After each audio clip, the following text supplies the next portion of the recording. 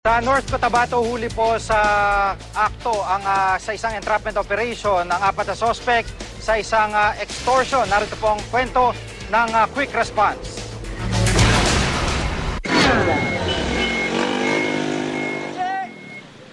Nakasabit pa sa bumper ng puting kotse ang pulang motorsiklong ito nang abutan ng GMA News Team sa bahagi ng Osmeña Highway sa San Andres, Bukid, Maynila. Ang mga tauhan ng barangay abalang-abala sa pagtanggal ng mga nagkabanggaang sasakyan sa kalsada. Kwento ng driver ng kotse na si Jeff T. Potente, patawid daw sila ng bahagi ng southbound lane ng nasabing highway nang biglang sumulpot ang motorsiklo. Nung pagliko ko na dito, kasi kala ko clear na, bigla siyang dire-diretso, sumalpok na siya sa akin dyan sa loob.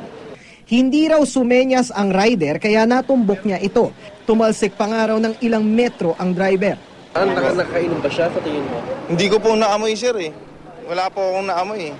Mabilis na dumating ang mga tauhan ng barangay kaya't agad na naitakbo sa ospital ang rider na si Roger Lawrence. Yung naano lang namin dito, mga gas-gas lang naman po. Madalas daw ang aksidente sa lugar dahil sa kawalan ng ilaw. Handa naman daw ang driver ng kotse na sagutin ang pagpapagamot sa rider. Mga tauhan na rin ng barangay ang nagmando ng daloy ng trapiko matapos alisin ang mga nakaharang na sasakyan. Dahil sa tip ng pamunuan ng National Grid Corporation of the Philippines o NGCP sa General Santos City, huli sa entrapment operation ng 4 na suspect na nangikil umano sa kumpanya. Ayon sa NGCP, binantaan umano sila ng grupo na isa-isang pasasabugin ng power lines ng kumpanya kung hindi nila pagbibigyan ng mga kahilingan ng grupo.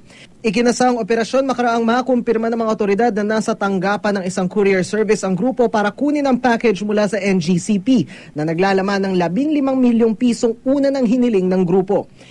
Isa-isa naman pinagdadampot ang mga suspect na sina Omar Abdullah, Jordan Aliudin, Mila Moreno at Myra Aliudin. Inaalam pa ng mga otoridad kung bahagi ng isang malaking extortion group sa Mindanao ang 4 na suspect. Dano Tingkong ko, GMA News.